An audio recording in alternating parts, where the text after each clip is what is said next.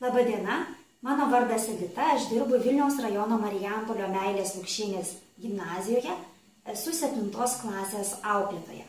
Kartu su savo mokiniais mes dalyvaujame sveikatijados konkurse ir šiandien aš jums parodysiu, kaip pasigaminti labai sveikuolišką, labai skanų desertą – rapoliukus. Taigi, mums reikės varškės, kokoso drožlių, vanilinio cukraus, cinamono, nuluptų migdolų, jeigu jų neturite, galite naudoti bet kuriuos kitus riešutėlius, bei trupučiuko medaus. Gaminimas. Visų pirma, į indelį įdėkime varškę ir pagal skonį įberkime žiupsnelį cinamono,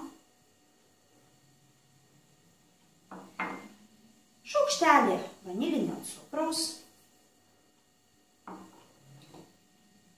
šaukštelį ar 2 šaukštelius pagal skonį medaus. Taip pat mums reikės įberti keletą šaukštelių kokoso drožlių.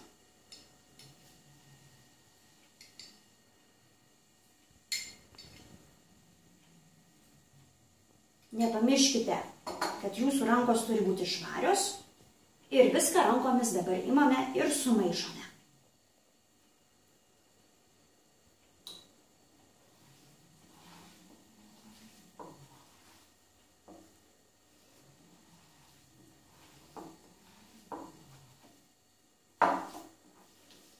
Maišyti viską reikia gerai, kad būtų vientisa masė.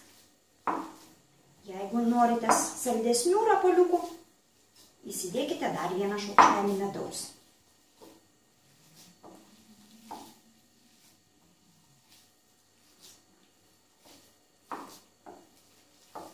Kai jau viską sumaišime, imame truputėlį varškės, suplojame, į varškės vidurį įdedame riešutėlį ir padarome rutuliuką. tą rutuliuką apvoliojame kokoso drožlėse.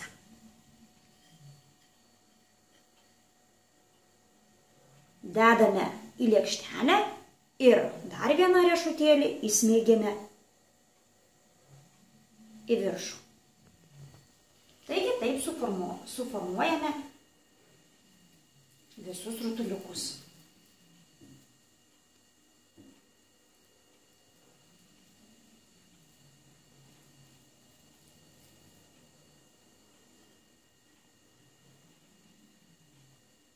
Galite dėti į viršų ir raziną, jeigu nemėgstate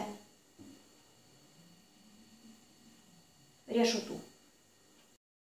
Rapoliukai jau paruošti, skanaus. 7-tokai, metu jums iššūkį.